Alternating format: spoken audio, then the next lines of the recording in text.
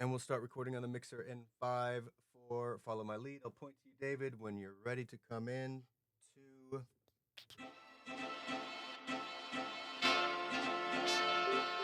This is the Recovery Lab.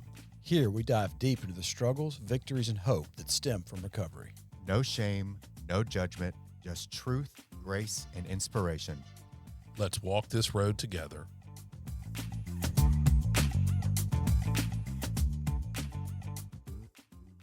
All right, welcome to Recovery Lab, episode 101. 101. All right, I'm David Sugg.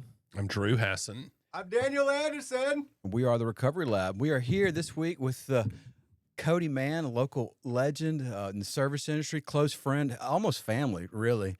Thank you so much for coming on today. I know what a pain in the ass it is for you to come and sit with us, and I really appreciate it. But I've seen you grow over the past 10 years, do amazing things, overcome some of the deepest hardships, and just having someone like you on a podcast is what this podcast is all about. Interviewing, getting to know you a little better, and letting the public know that it can be done in any circumstance. So thank you for coming to spend an hour with us. Thanks for forcing me to do this. Yeah, let's get it. Now, talking to the public, it should not be that difficult because I mean you've been working in the service industry for I don't know how long. Since I was 17. 17. What was your first gig? Holy Mackerel on Lakeland Drive. Okay. Yes. What was Holy Mackerel all about? They did Cajun style food. The restaurant was not doing very well, so I didn't exactly get sucked in at that moment. But that was my first go at it. Okay. Is that where you fell in love with performance-enhancing drugs? Were you doing some stuff there to keep you going, or was it just fun then? I was already on drugs long before then. I moved down to New Orleans to get off of drugs. To get off of drugs. To get off of drugs. Which is most people's reaction to that. But How'd that work out? at first it was a little rocky. You know, you can find drugs anywhere. But I finally got high one night and was like, what the fuck am I doing? And I woke up the next morning and started drinking. Yeah. Traded one for the other. I didn't understand addiction at all at that point. So, yeah. Mm-hmm. So you're a poly user. You just use some of the dry stuff, some of the wet stuff. You do it all, huh? Well, I started drinking because I thought that I didn't have a problem with alcohol. I'd never had a problem with alcohol. I drank whenever I was younger, and it was never a thing. So I thought that I would be fine. Wow. Not fine. So how bad did just drinking get? I mean, it was bad. I don't understand why some people can build tolerances so easily or handle their alcohol better. And I was one of those people that could build a tolerance and handle it. And, the drinking started right off where the drugs ended. But it got worse. I moved back to Jackson and got a job at the Bulldog waiting tables. And I had started college. I wanted to be a nurse anesthetist. Okay. I was off of You wanna drugs. get I was doing great. That good dope with the nurse anesthetist, or was it just, did you actually want No, when I made my mind up to stop doing drugs, like that was Really? it was. I didn't want anything to do with it anymore. Yeah. But then, like while on drugs, I'd caught 2 felonies, and when I found out that felons could not get into nursing school, the drinking really amped up after that. Like I was just kind of like, fuck it, I'm making good money waiting tables. Yeah. I'm a felon. I can't do anything with my life. So here we go. So it really amped up after that. Did drinking end up being the most problematic for you, or was it? I mean, I would do any drug and that I could get my hands on. Here. But Well said. the friend group that I fell into, it was mostly meth. And I could easily say that, like, my drinking addiction was the exact same as my meth addiction. I wanted to get as fucked up as humanly possible with both things. I think I was a junkie by 15. Like, I think I might have used meth twice before I started shooting it up. Like, that was always the goal, was to get as messed up as possible, as quickly as possible. Look, I went from never having seen meth in my whole life to snorting it to shooting it up about 2 months later. Mm-hmm. And I was grown. Yeah. To call this a progressive disease is an understatement. Mm. Like, Yeah. it is just wild, man. It goes from like slip and slide in the yard to Six Flags over Crackville really quick. Real fast. Yeah, really fast. Yeah. Goodness. Well, how Um, long have you been sober? 10 years. Yeah. No 10 way. years. January. Shut the That is fuck awesome. up. Mhm. Yeah. Yep. And I want to dig into that, but I want to qualify you first. So we know you got drinking's a big deal. You've had a lot of been doing it early. You're a lot like me, almost an adolescent alcoholic. And I mean, just like drinking at a really young age, getting into a lot of trouble. And I didn't realize that with you, that you really had that passion to go do something pretty normal, like being a nurse. But I was the same way. I mean, I pulled my head out of my ass at 18 years old, and I've already got 2 felonies, and just like, what am I going to do now? And so, becoming an entrepreneur was pretty much the only real option, because going and getting a legit job, student loans, finishing a 4-year school was just like not going to happen. It took me a while to finally get in there, but I didn't realize that's kind of what led, because you and I we're like kindred spirits. I mean, you've always hustling, you're always finding a deal. You've done some cool real estate stuff. You've been running, managing different careers. It's been really cool to see you do stuff. I didn't realize that's how it started. So that's interesting.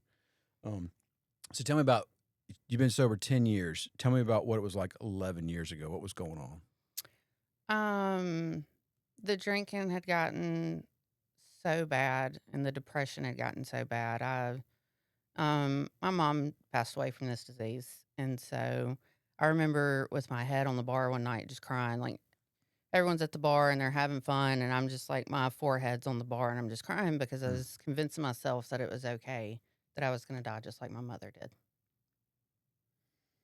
And one of the things that I had always, I guess, justified my drinking was that my bills were always paid months in advance. I'd made so much money bartending and waiting tables that, like, financially, it did not affect me at all. And I had never called into work for a hangover. But the November before my wreck, I called in not just one day, but I couldn't go to work for 3 days. Wow. I was in such bad shape, and so when my wreck happened, I had already continued to try to pay my bills in advance, but was like trying to save up to go to rehab. Like, Yeah. I knew it was time. Yeah. How dark it is before the dawn, man. How dark it is. Well, what foresight you had to think, I really need some help, and the courage to really work towards that goal. We don't hear that story very often. No. No, it's easy. I mean, we'll get, it's real easy at the end there to, hey, I need some help. But to actually be willing to take some action, absolutely not. I had to hit a wall. I had to hit the hardest brick wall ever created, and you didn't that time. Well, that's what ended up happening, was hit a wall with my car. So, Oh, shit. Yeah. Mhm. You want to talk about that? It was a weird chain of events. So I had gotten a DUI in 2013, so I really didn't drink or drive anymore. And that night we had a bonfire, little fire out at the house on the back porch area, and I started getting a migraine. I always called it a beer headache. Like, if I just drank 2 beers, I was always going to get a headache. So back then I was prescribed to painkillers and Ativan, because my brain never shuts off, and I will not go to sleep if I don't take something to go to sleep. So I went to sleep, took my medicine. I guess woke up about 1 o'clock in the morning and felt so much better. And my best friend and roommate at the time, I said, let's go to the bar and have one drink. And we went. And I had never drank on top of my medicine before. That's actually how my mom died, was she had a 6-pack of beer and 1 Xanax in her system. Yeah. That was it. Her heart stopped. So I was super weird about, that. But so I remember getting to the bar. I remember ordering a drink, maybe taking a sip out of it. I remember a friend ordering us a shot, taking that. And the next thing I remember is waking up on the pavement. You on the trace? No, I don't remember. It's the road that goes from Jackson to Flowwood. Okay. I guess that'd be Old 25. 80, maybe. Okay. Yeah. But you wake up, you're in the hospital, or are you going straight to rehab? What are you doing right after that? They took me to the hospital to make sure that that and then they sent me to jail. Yeah. But my arraignment was an emotional day because whenever I walked into court, there was probably 100 people in there on my behalf. Oh, wow. Mhm. Yeah. I had asked my attorney, I was like, I need to go to rehab. If Yeah. the judge will let me, I need to go. And my friend Danielle, her dad actually stood up for me in court and asked the judge to give me some grace and let me go. Because after my after my DUI in 2013, I didn't drink and drive anymore. Yeah. And so when Danielle's family had learned that um, that technically it should have been Danielle because she was the one that always drove, standing in front of the judge and me in the hospital. He showed me a lot of grace Yeah. and begged the judge to let me go. So Did they let you? Mhm. Where'd you go? I went to the Women's Region 8 facility down in Hazelhurst. Okay. Yep. What was that like? The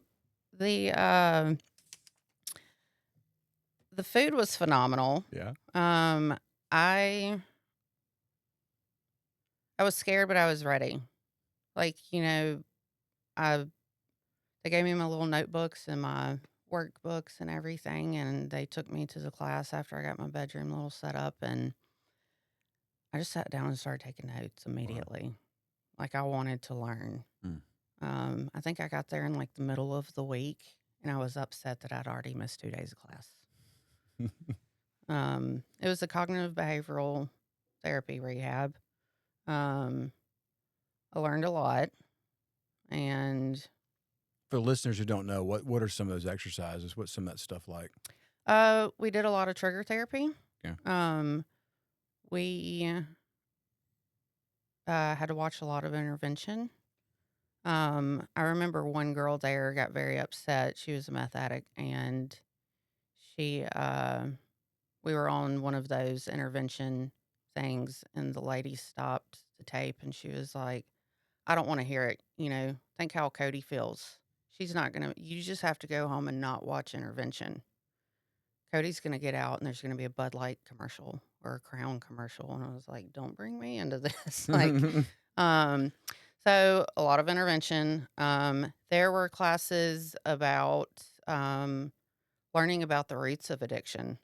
There was a doctor, I think, that had lost his license because of addiction. And whenever he got out of rehab, he wanted to learn so much more about it. And so it was you have to have food, water, shelter, and love. Mm. And as a child, when one of those things are missing, normally your parents are going to feed you, water you, and give you shelter. But the love thing just really, that's what you latch onto. Like when parents go through divorce or a parent gets remarried or they just don't show you enough attention, Mm-hmm. you start gravitating like towards people that are also kind of going through the same thing.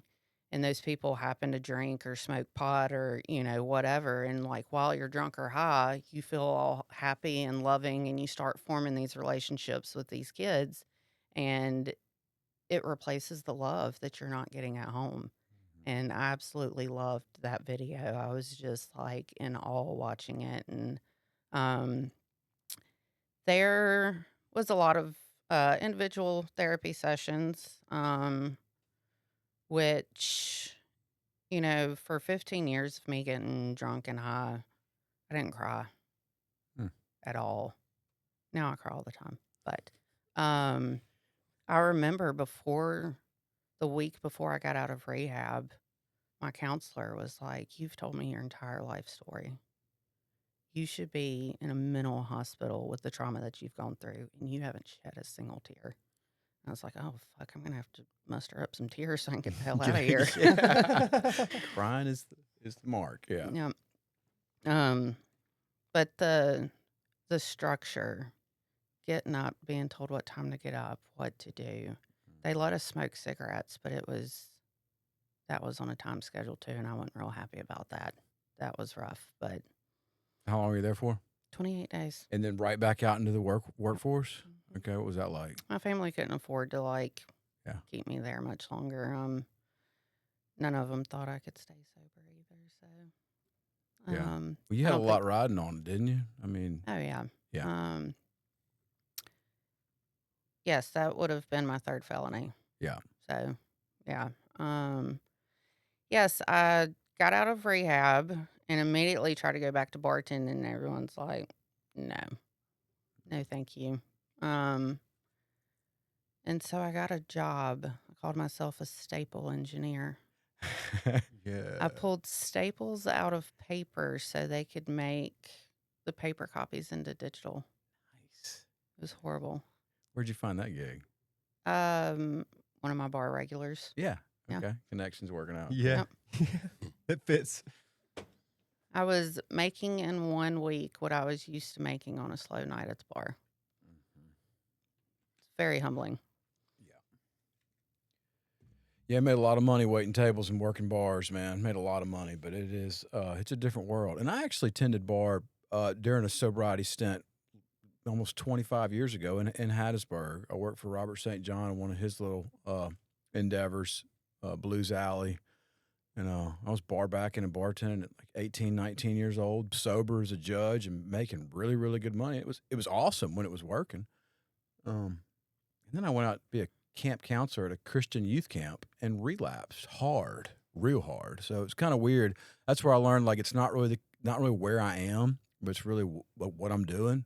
It was so weird to like be able to stay sober with a bunch of friends, work in a bar, and then go hang out in a Christian environment. I just couldn't do it. Now I know it's because I wasn't being honest with myself. I didn't have any connection. I couldn't talk about what I was feeling, what I was thinking in the church setting for me, but I was able to do it in the other setting. So anyhow. So when did you get back into the bar? I was, I think, around 5 or 6 months sober. Yeah. Finally, that pocket started, it was a little too lean, wasn't it? You need to get something in there.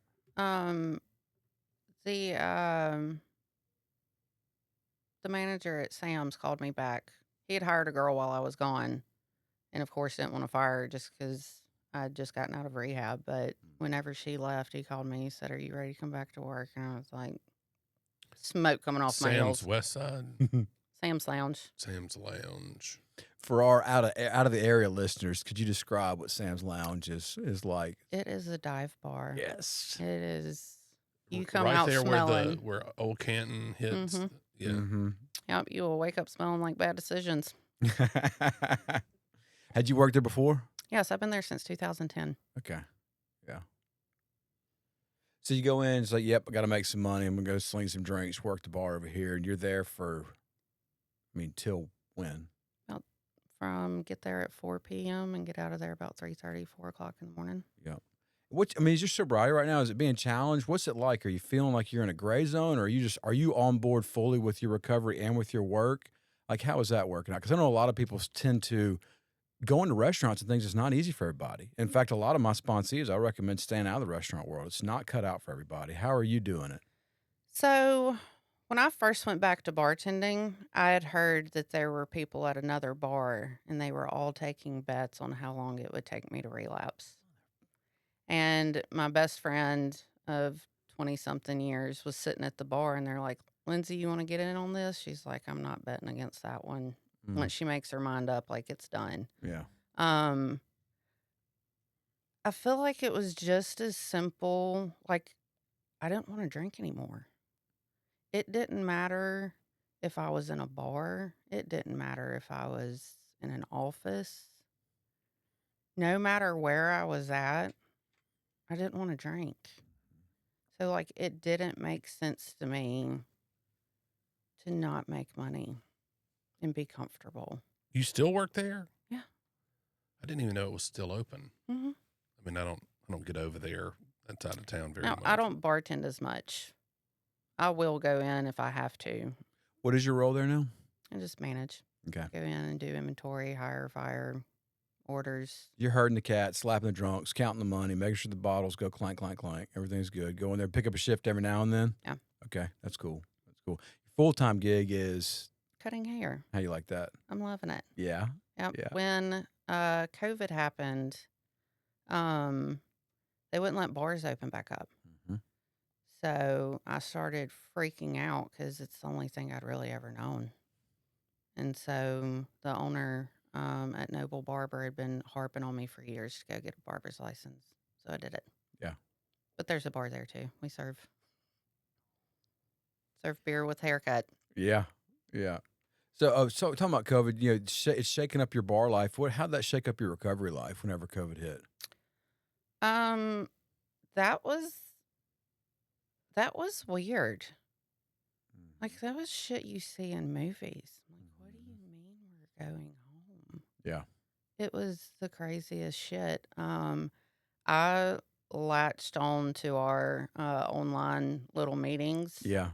just to like make sure I was okay because it was constant checking. Like, am I okay?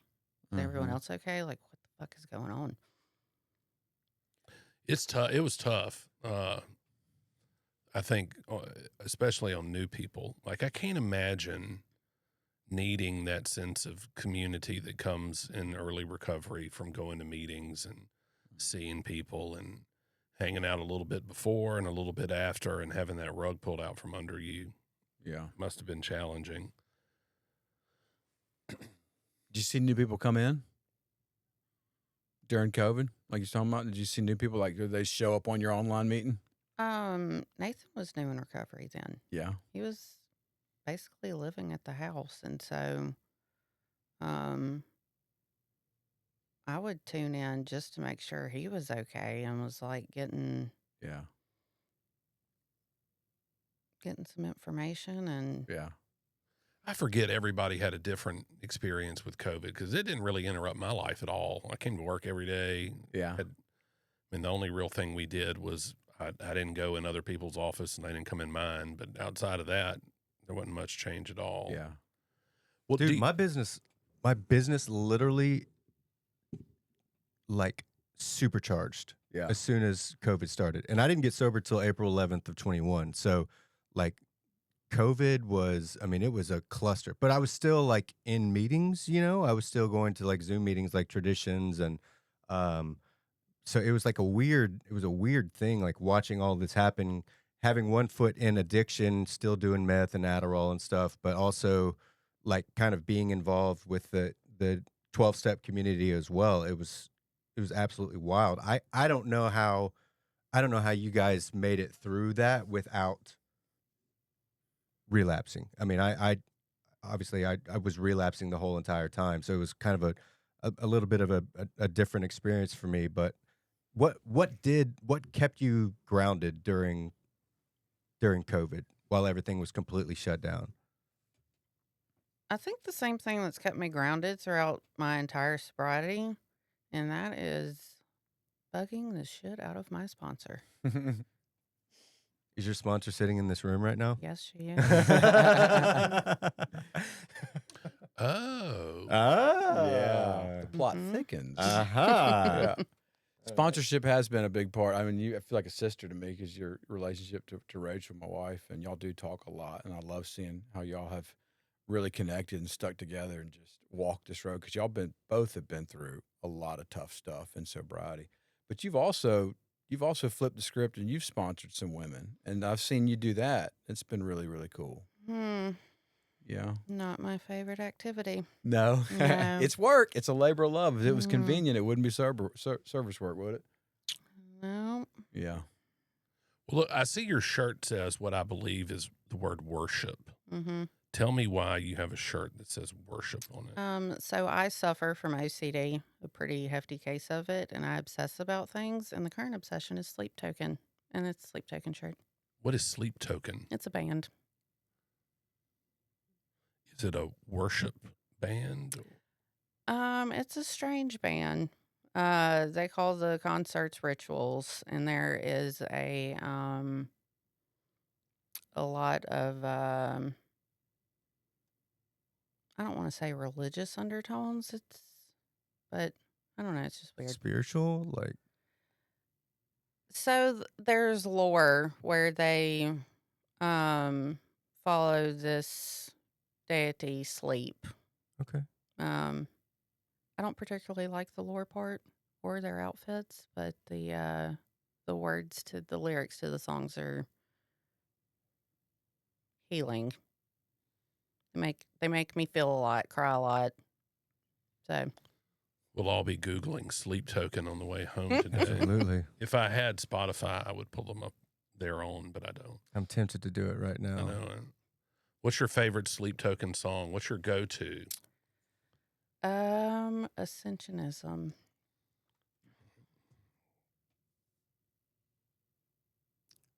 We're all Googling it right now. No, but what lengths would you go to see Sleep Token live? Like, I how have far would you flown- travel? I have flown to England to go see them. No shit. Mm-hmm. Tell me They about were that. not. They were touring in America, and I missed it. Yeah, yeah. So, so- international flight, booking it. Let's do this. Yep. Did you do that alone? No, I took my son and his girlfriend with me. Wow. Okay, little family event. Mm-hmm. Very cool. How'd they enjoy it? My son bitched the entire time. What do sons do? Well, Take, and then bitch. They sure do. A great Oh, deal wow. of it. Look at the monitor, everyone. Sleep Token. Yeah. Yep. Interesting though. How did you find Sleep Token? That's the interesting thing Yes. because you weren't looking for any kind of. Yeah, I mean, this is like a hybrid of Slipknot, and what's the guy that does the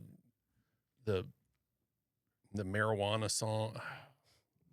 The marijuana song. Yeah, Because I got high, Afro Man. no. The one marijuana song out there. So no, you're cruising. TikTok. You're cruising, but you're looking. What are you looking for? I'm just on TikTok, and Yeah. people were using one of the songs for their videos, and I was like, "Wow, this is fun." Yeah. And I looked them up, and I saw them, and I was like, "I don't know about all Ghost that." is the band I was trying to think of. Ghost. Ghost. Mary on a Cross is their song that I was trying to remember. one weed song. Well, that wasn't where I thought the conversation was headed. I thought I was going to ask you about your T-shirt, and you were going to talk about how the Lord Just got- left church. No. I'm a deacon at Word of Life Church. So unexpected. I didn't think that Sleep Token was going to have quite the lore. Sounds like a good word for it. Mm-hmm. They look lore filled. Yeah. I think they're full of autism. Yeah. Okay. Got a touch of autism, but Undiagnosed, but we're pretty sure it's there. Yeah. yes, I feel like music's been a huge part of my sobriety. Okay, there we go. Now, Yeah. now we're back Yeah. on track. Elaborate It's- on that, will you? I've just always loved music. Just because But, how it like- makes you like the Yes, emotions it brings the up, like how it emotions, like yes. makes you feel like I saw a meme the other day that was like when you restart a song because it didn't hurt you enough. Yeah. Yeah, lots of that. All right, I have a theory on this because I too love music. One of the first real bonds I made with my wife was over music. And I think that every person I know in addiction has some strong connection to music, or in recovery, rather. And everybody's always listening to something when you're getting high.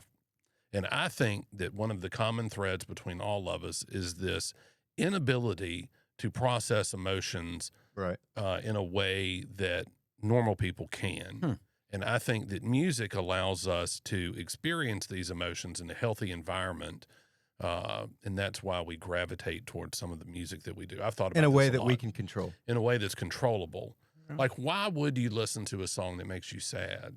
Like, why would you? And I'll do it all the time on repeat.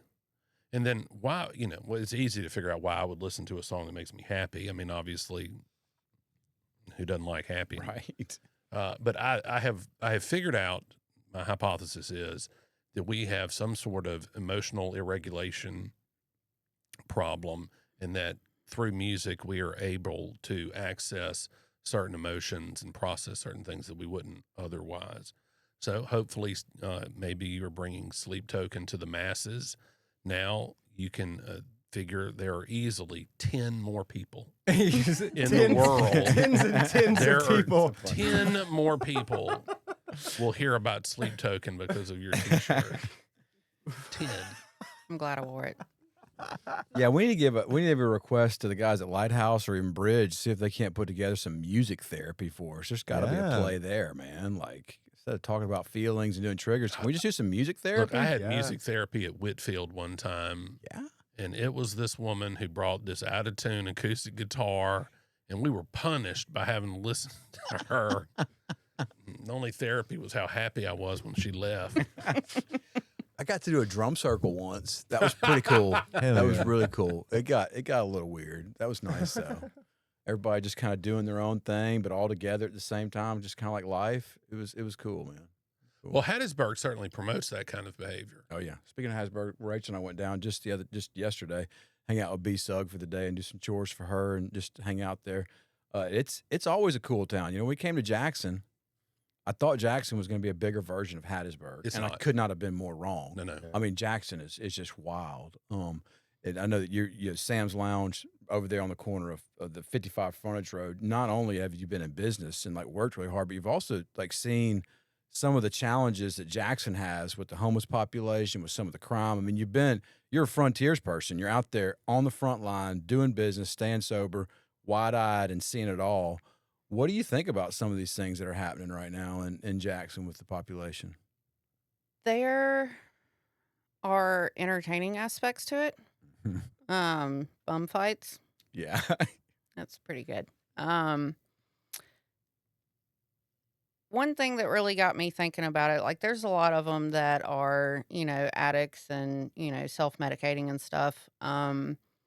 We had a homeless young man come in the bar one night. It was freezing cold outside, and I could tell he was a little off, but like I didn't get bad vibes off of him. And so I was like, you can sit out in the lobby, just don't ask anyone for cigarettes or a drink or anything. And he's like, yes, ma'am.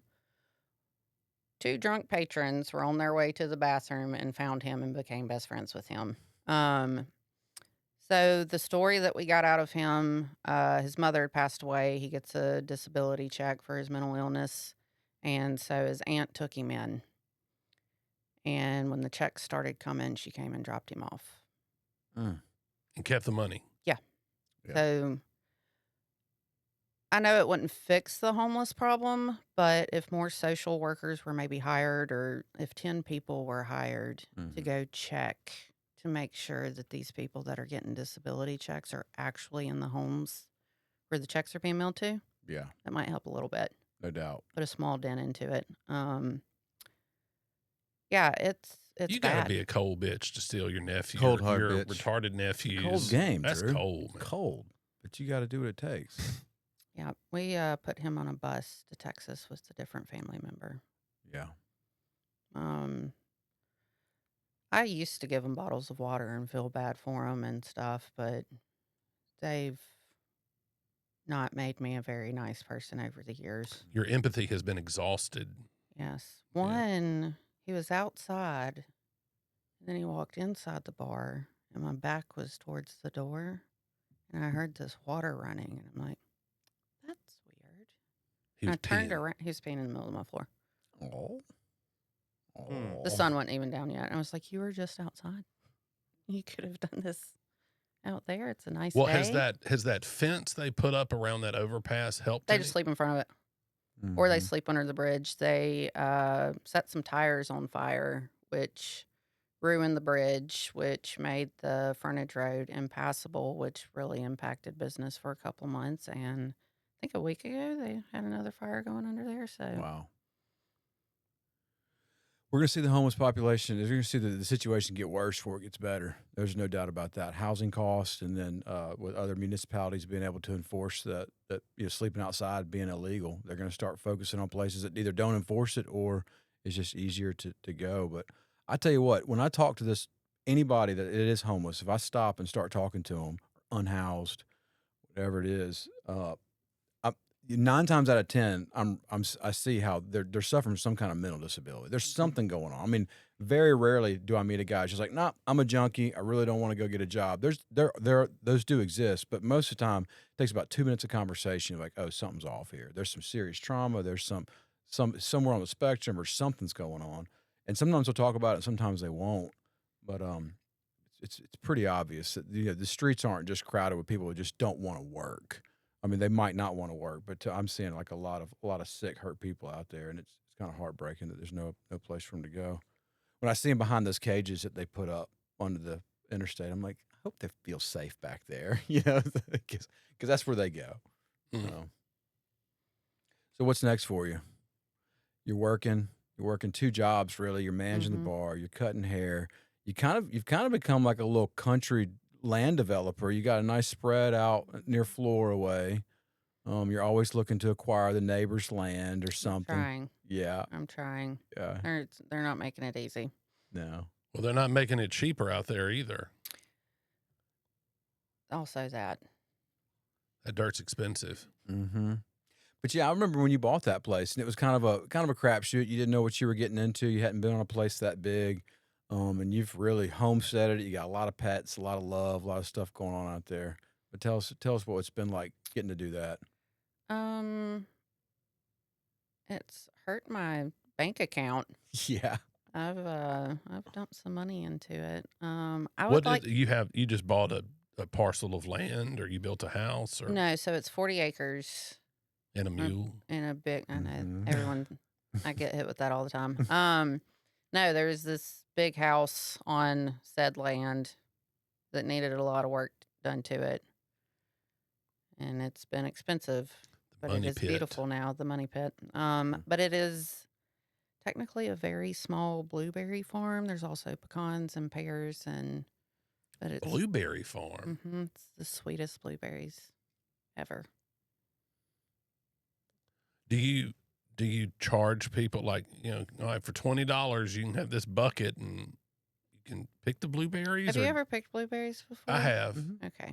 Yeah, I'm not going out there to do that. I'll go get my own personal ones. If you want to come get some blueberries, you're welcome to, but I'm not going to pick your blueberries for you.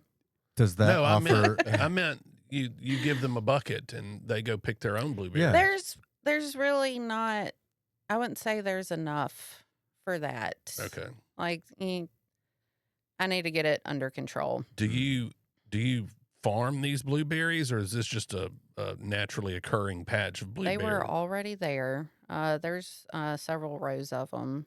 We found more.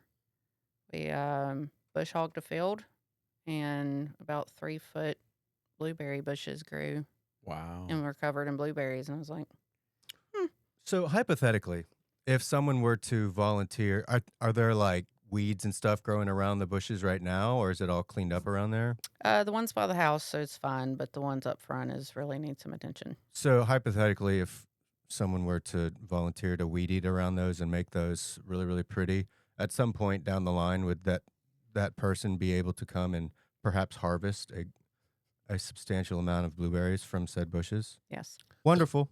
I'm not lying.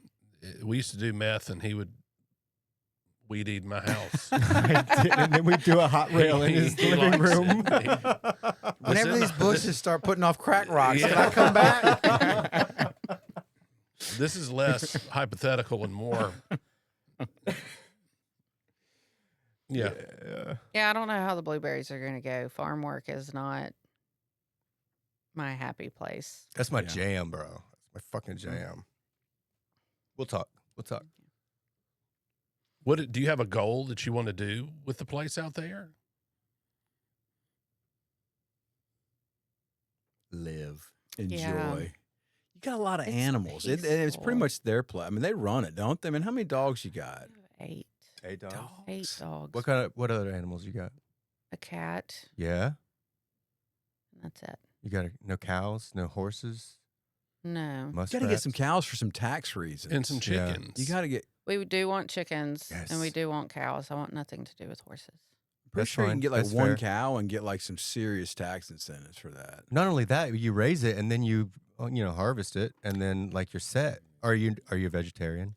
No, but if a cow has a personality, Yeah, I then got it, you I can't got it. harvest But do it. they? You got to But give do it. they really have Some do. Okay. You have to name They're them they're and actually then very, love very them. smart. They're very, very Mhm. smart. And they taste real good, though. Yeah. It's hard to trump that. You grow me some Wagyu out there. You won't have to kill it. I will. Okay. You'll see David with a headlight creeping in at night. Just- I'll be out there massaging it, feeding it blueberries, whispering to it, and when the time is right, You're we will so all pretty. say, You're my favorite. You're beautiful. Well, and there's, mushrooms. mm-hmm. Which have their uses. Yeah. Mhm. They're all- Medicinal. Yes. Let I mean, the recovery lab Well, this does took not, this took a turn, didn't it? we do not endorse mushrooms. Just throwing that out there. Portobello, however, are absolutely They are delicious. good. That's Well, what we were isn't referring it to. nice to see somebody that turns things around? I mean, having felonies on your record that's a drag, and it is unfair that felons are treated the way that they are in the job market, and having the student loan availability be evaporated. I got a question real quick. Okay. So, what lessons have you learned throughout having to push through that, the whole having the stigma of being a convicted felon? What lessons have you learned as a result of having that barrier, but also knowing that you have to do something to get past that? What have you done to push through that? And also, is that something that you've been able to help and share with other felons that are going or have gone through the exact same thing that you have? Because it's not like it's just okay, you're a felon, then just throw up your hands. There's nothing we can do, and just keep on going. Like, you have to, like, what steps did you have to take that you wouldn't have had to take had you not been a convicted felon? Well, I wonder if my drinking would have gotten better, if my wreck would have never happened, if I was actually able to get into nursing school. Mm. Or would I have continued to get drunk and fail out of that? Like, I was very angry. Anger's my go-to emotion. Whenever I found out that I couldn't better myself because of my felony. It's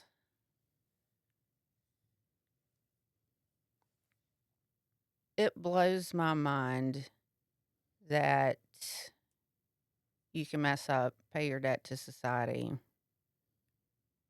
and Still have the you're stain. stuck with it. There are, I have to wonder how many people have felonies that continue to sell drugs or continue on their paths because they just feel like their life is over. And on paper, it looks that way. I have gone through tens of thousands of dollars in hair follicle tests and attorney fees trying to get my stuff expunged and just get told no. I was about to ask, is your felony expungible?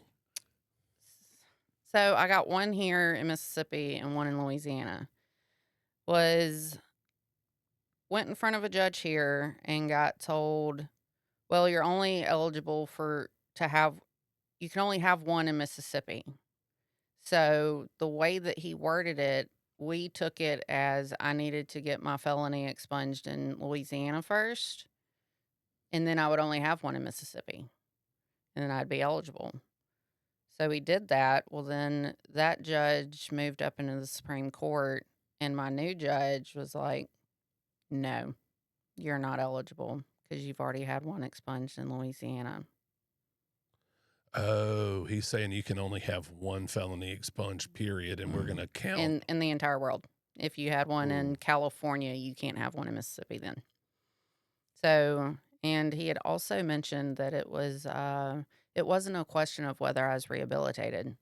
It was if I was eligible. So since he was stating that I was obviously rehabilitated, I was like, cool, we'll just come back and get my certificate of rehabilitation and get my gun rights back. And, I got 40 acres of land with lots of deer on it. It would be nice to not kill them with a spoon. Then I got told no on that. What is a certificate of rehabilitation? So it gives you your rights back as far as being able to own a weapon. And vote also, or no on voting? So I'm not a violent felon, so I can still vote. Okay. Yeah. You can have your gun rights. I mean, I don't think a lot of people know that. Like I've been around, you know what I'm saying? I've been in and out, and I've never heard of anybody even talking about getting a certificate of rehabilitation. Expungement, they don't really even care about because we kind of know like that's not really even possible. But like, what is this, lawyer Drew? Like, what is this certificate of rehabilitation? Why is it not more widely promulgated and people aren't like actively trying to pursue that? Like, what do you know anything about it? I don't know. I'm not a criminal defense attorney, so I don't know a lot about this. Yeah. My intuition tells me there's probably not a lot of advertisement about this avenue of relief, Right. because there's just not a shit ton of people that want felons to get their gun rights back. It just seems like that should be the goal. I mean, that's what the Department of Corrections, right? I mean, we're trying to get people back in the mainstream of life, get them back on the tax roll, get them back on the land roll, get them back voting, participating, picking their kids up in the school line, right? Like, Well, I do know a little bit more about this. So I remember this from criminal law. We learned that, I think I'll get this right. I don't talk about this very often, and I certainly don't research it. But so there was a movement, I think, in the 60s that wanted to promulgate a uniform code of criminal statutes. The Model Penal Code was the result of this. And it sought to formalize across all jurisdictions, what does burglary mean? What does assault mean? How do you define it? The Model Penal Code.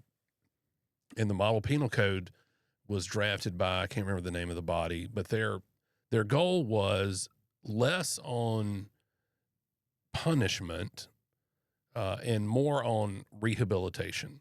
A focus more on rehabilitating the offender so that they could become what you described as functioning member of society that contributes and pays taxes and, lives the good life. But rubbing against that is the historic desire to rub somebody's nose in it and to exact vengeance for whatever misdeed they committed. And you're in a state that's all about some vengeance. Mississippi is, it is not the philosophy of the common or average Mississippian to think of new and interesting ways to rehabilitate prisoners. Yeah. All they're going to think of is, how can we feed them for less money and put more of them in smaller boxes and fuck them. Mm-hmm. There's kitchen knives that we're not even allowed to have? Pocket knives, yeah. Yeah. Like kitchen above, knife. Did you say kitchen? Kitchen Isn't it knives. like 4 inches? Oh, Or kitchen 5 inches? knives. Yeah. There are certain kitchen knives that we are not allowed to have in our homes. Yeah. What I don't understand as far as like the whole gun situation goes, it's like I'm not a violent criminal. But if I was, like, you don't give me my gun rights back. If I wanted to hurt someone, I could do it with anything. Like, gun's We not. believe you, I Kodie. never really understood the gun prohibition. I certainly don't understand the loss of the right to vote. That seems crazy to me. We don't lose our rights to pay taxes. Yeah, you're not going to lose That's that. right. Yeah. One of the worst, this isn't necessarily felons, but like dads or even maybe moms, but dads who are behind on child support, one of the first things to do is take away their driver's license. Yeah. Like, that's freaking insane. Like, I mean, really, kids, $10,000 behind in child support. You're going to take away his driver's license? Okay, this is really going to help. That's super frustrating. But hey, a little call to action to our tens upon tens of listeners. If y'all know of a legislator, somebody who's a lawmaker, or somebody who's a defender, somebody who's trying to get these things expunged, we would like, Recovery Lab would love to hear, talk to y'all, get you on here, get you live.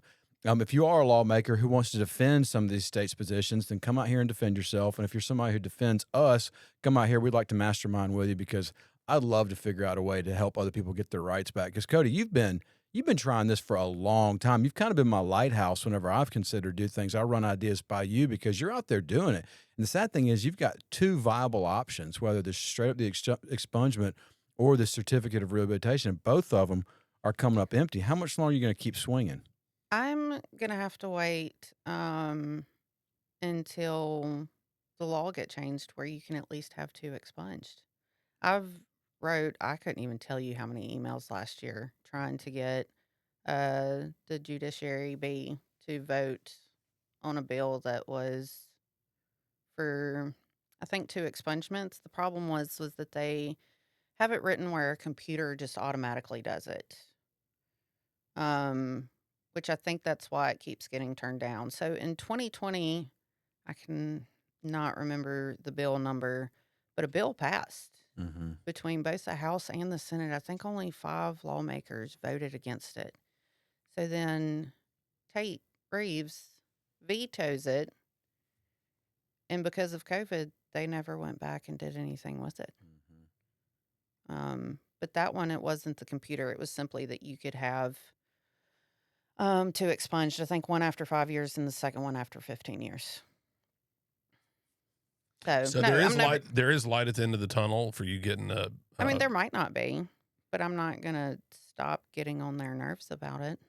Yeah. I've taken a break this year because I'm trying to let Tate Reeves get out of office because he's just not going to let anything through. No, he's so aligned himself with more conservative wing of things. Maybe if Delbert Hoseman wins, I think Delbert's a little more liberal. Maybe business minded. I don't know. I understand people should be working. I mean, Delbert's done a pretty cool job turning that Secretary of State's website around. I mean, doing like a bunch of tax forfeited properties and getting people to register their businesses, and he's done a pretty good job. He's definitely got a economic centered mind. And at the end of the day, it's good economics. Get people out of the prison where you're paying $50 a day to house them, and get them out there working again. Get them out there and let them do stuff again. It is a crappy thing to be like, feel like we're forced into a lifestyle. Like, I mean, because I remember, picking my head up at 25 years old, and all the people I went to high school with were, starting their new careers, man. They'd finished college, they were coaching, they were lawyer, and they were doing whatever. And I'm like, I'm just restaurant jumping, trying to figure out what I'm going to do next. And did not because I was passionate about the restaurant world, but it's like the modern day pirate ship. It's like, where else am I going to go? And to feel forced into anything definitely fueled my alcoholism. It really did.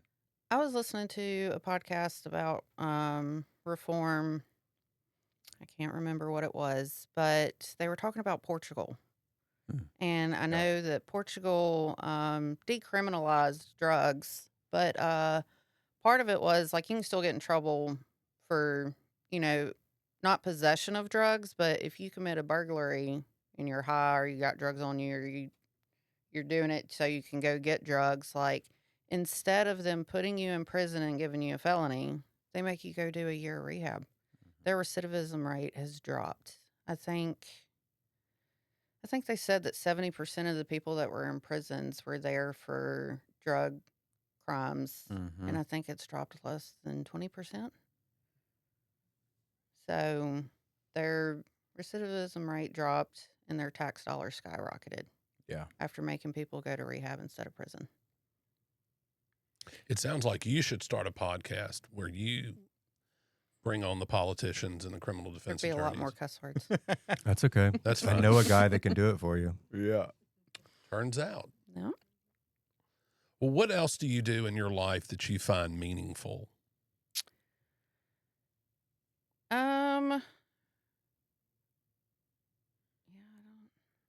I work a lot. I feel like I'm a therapist at work, whether I'm behind the bar or cutting hair. I'm there for people whenever they need to talk about stuff, or like What sex is the majority of the people whose hair you cut? male. And so they're just good sitting- looking guys. they're some just- of the most handsome fellas. people in Jackson, as a matter of fact. Some fix their hair, some do not. Most don't even need to because they just always look amazing. Oh, Do men really sit there and like, what do they talk about? What are they bringing up to you? I have had some that thought I was their actual therapist and then apologized and tipped me as if they were paying Damn straight for they a better tip therapy your ass. session. Yeah, it's, good days, bad days, sad things, happy things. It's just whatever they need. Just talk to them. don't we about it. sometimes have the 12-step world we take for granted, like being able to walk into a room and just unload? Like Earth people don't get to do that. They really don't. And we just like, yeah, walk into a meeting like, yeah, my wife sucks, my job sucks, don't know what I'm going to do, kind of think like I'm drinking, don't want to pay my taxes. People like, hey, man, glad you're here. Coffee's over there. Keep coming back. But you walk around the real world doing that, and you get What looked in the at hell weird. is wrong with you? Yeah. and you get that. You get that from just about, yeah. How far is the nearest person cutting hair from you Because I'm trying to think of where I go get my hair cut. There's a 0% chance I would say any of these things. 3 foot. One, I wouldn't tell the lady that cuts my hair these things. But two, there are people literally everywhere, like all around. Yeah, but we got music that's pretty loud. Okay. Yeah, they'll drop their voices whenever it's something bad or sad, but yeah, if Gotta I lean hear in it all. tight. hmm Do you feel like you got some legs in the industry? You want to keep doing it? You enjoying it? You want to see where it Oh goes? yeah, I'm loving it. Yeah. Yeah.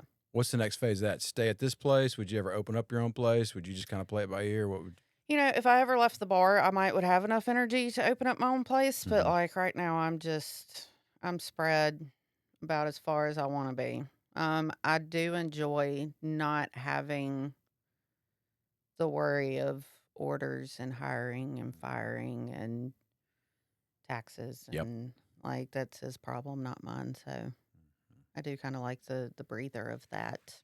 Yeah, the entrepreneurial lifestyle is tough, especially in recovery. My wife and I trying to do what we do. Not trying, but we do it. And it's a lot of work. It's a lot of stress. And sometimes I wish I could just surrender to the 9 to 5. Just go and just suit up, show up, and get a paycheck. Because it's a lot of stress, man. It's a lot of stress. Keeping up with, and I'm worried about other people's paychecks, other people's livelihoods. Like that's a big stress, man. Like trying to keep other people taken care of before us. And we get paid last. We get paid. I know you and managing the bar, you get paid last. It's based on how well the bar did. Everybody else gets made whole, and you get to see what's left. And that's sometimes it can be great, but a lot of times it's just a big responsibility. Well, cool. I hope to see you more over there. I know that's a cool venue. I like getting over there. I like talking to you about what's going on. It is nice to have not just going and getting an $8 supercut, but actually getting to connect with you. That's cool. And this is the Noble Barber, is it? Yes, Noble. Where is Barber. this? It's in we have one in Ridgeland. I Okay. work at that one, but there's another location in Livingston. Okay. Mm-hmm. Awesome. Oh, I didn't know they had two. I'd only seen the one in Livingston. Yep. It's in Township over there by Nukes.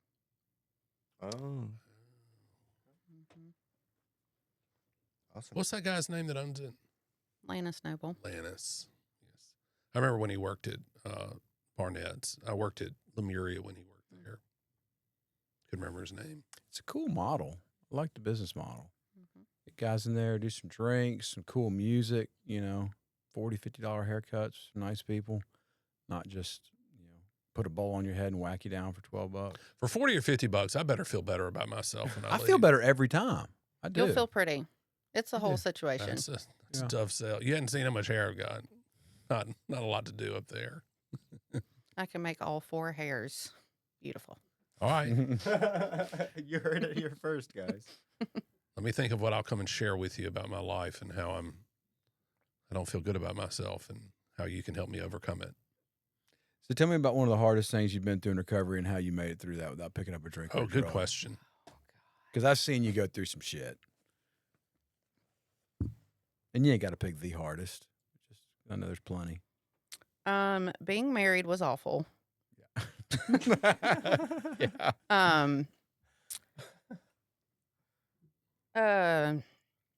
When my daughter passed away. Oh, wow. So sorry. Out of all the things, life happening, I never wanted to drink. And I was so surprised, and I knew that the program worked when that happened. And I didn't think about drinking. To say that the thought of a Valium didn't pop up in my head, I would be lying because I wanted to not feel. Yeah. But I didn't go do it because I knew that it would not make. How long ago was this? Yesterday was 2 years. I'm sorry. Yeah, I feel like how well I handled that situation. If I can make it through that, I couldn't imagine a fucking thing left on this planet that would send me over the edge. Yeah. I still have 2 sons left, but yeah, that was fucking rough. So You come across as such a strong, put together person, and I'm grateful to be in this space with you because having that that feminine vibe and but also the very strong Determined. determined just vibe, but also you're not afraid to be vulnerable. Like having that balance, that's exactly why we do this. That's why we do the recovery lab, to show people that you can walk through probably the hardest thing that you'll ever go through in your life. And while you have to keep it together in certain areas of your life, it's also okay to be vulnerable and to show that that was really hard. I'm still working on that vulnerable thing. I've been like, this is going to sound stupid, but like, No, it's not. We don't. such a badass. Like, I never cried. Like, I'm Yeah. always just hard. Like, you can't hurt my feelings, like, all of that. So, since I've been sober and like crying and vulnerable, like, Rachel and David know, like, sharing in a meeting, I'll start vibrating. Like, I don't do well with public speaking, especially speaking about things that mean the world to me. So, but I mean, I would say within the last 6 months or since my daughter passed that I'm just like, fuck it, I'm just going to cry. Like, I can't hold it in any longer. That's a So, fucking strength. yeah, That's a strength. That's not a weakness.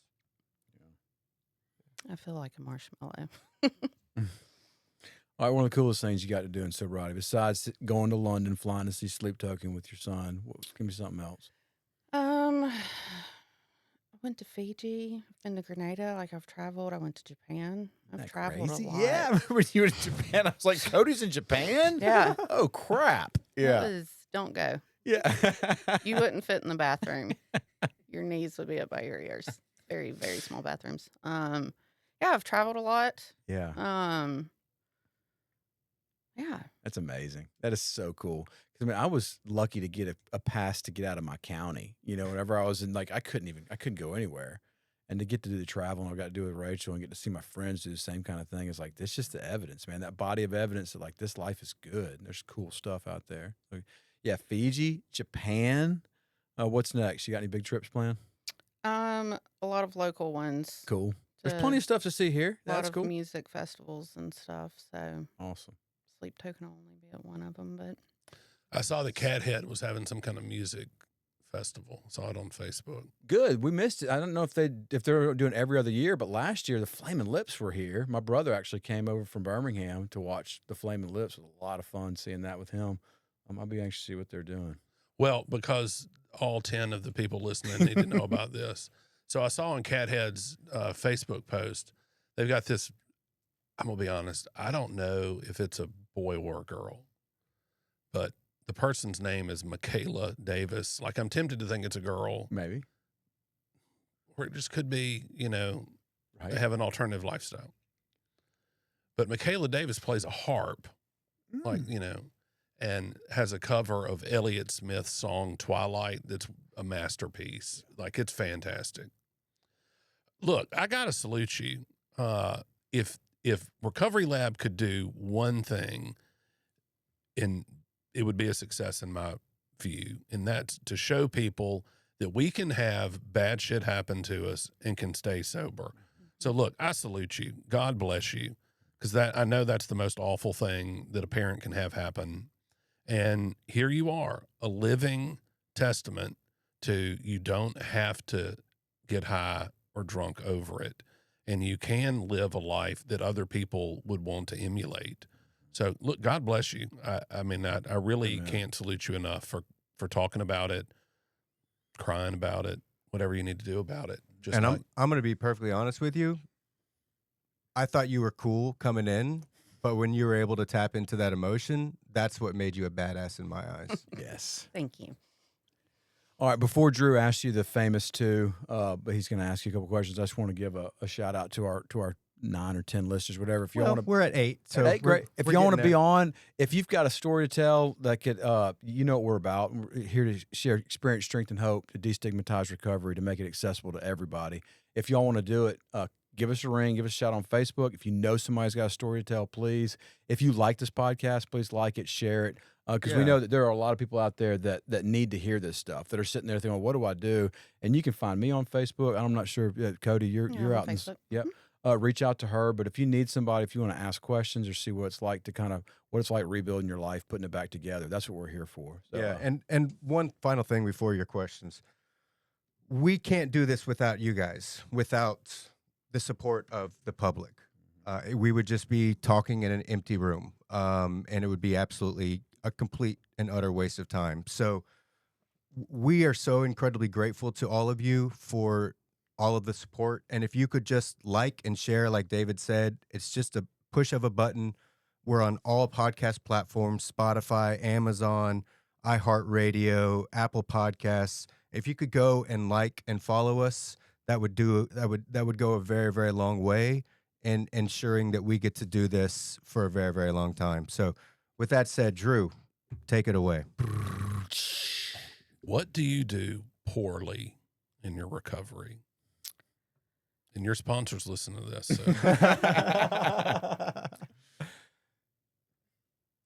I've sponsored people before, but I selfishly have stopped. Emotionally, I cannot. One, I work 2 jobs. I don't have a whole lot of time, but I also don't make a lot of time. If you call me and you need help, I will point you in the right direction. I have even I will go to meetings with you. But as far as sponsorship, when it doesn't work out, it breaks my heart and I go into a 2-week depression, and emotionally I can't do it. So I'll help, but I will not sponsor. It's fair. What do you do well in your recovery? I call my sponsor. I have done that. It blows my mind that she hasn't changed her number, that she hasn't moved out of state. She answers the damn phone, not knowing what is going on the other end of it, because sometimes it's pleasant and sometimes it's murder. So, yeah. Awesome. Can I say something about sponsorship? For people who don't know, the 12-step program, normally you find a sponsor who helps you work the steps, takes you through the book, answers questions, and normally the sponsee can sometimes really lean pretty heavily on the sponsor. But I just want to say, not being into sponsorship, I don't think is that bad of a thing, because I've been sober for quite a while this run. I'm over 15 years, and I've got some friends who have been rock star. I mean, amazing, almost professional, not for pay, but just in their quality of sponsorship. Been amazing sponsors at times of their recovery, and there's times they just take a step back. I've got 2 friends right now who normally have 10 sponsees, and they're just not haven't taken anybody on for 2 years. They got a lot of stuff going on. So this whole idea that I've got to be all things to all people all the time. Right. It's bullshit. It's just not true. So I mean, I see you working, I see you serving, I see you calling, I see you suiting up and showing up. So don't ever for a minute think that you should be doing. Time might come, the door will open. I mean, I've seen you sponsor some women. I've seen you walk with them all the way to the very end, and you did it gracefully and with dignity, and I appreciate that. But don't think because you're not the rock. I see some people sponsoring that should not be sponsors, quite frankly. I'm just going to go ahead and say it. They shouldn't be doing it. So I appreciate you leaning into your strengths and being okay with that. I really do. Yeah, and we are well over our time, but that's okay. This episode has been incredible. But thank you for the 2 people that commented. Robert Monroe said, "Awesome, that looks like my barber." And Patrick Robinson said, "Altruism is so cool. It's nice when you meet people where their kindness is not a strategy." And that's very, very Love true. both you guys. Robert, we need to get you on. Patrick, good to hear from you, man. Love to see you. Absolutely. Well, David, you want to take us out? Thanks, guys. Next week, episode 102. Y'all check back in with us. We're glad you're here. Thank you. Thanks so much, guys. We'll see you next week.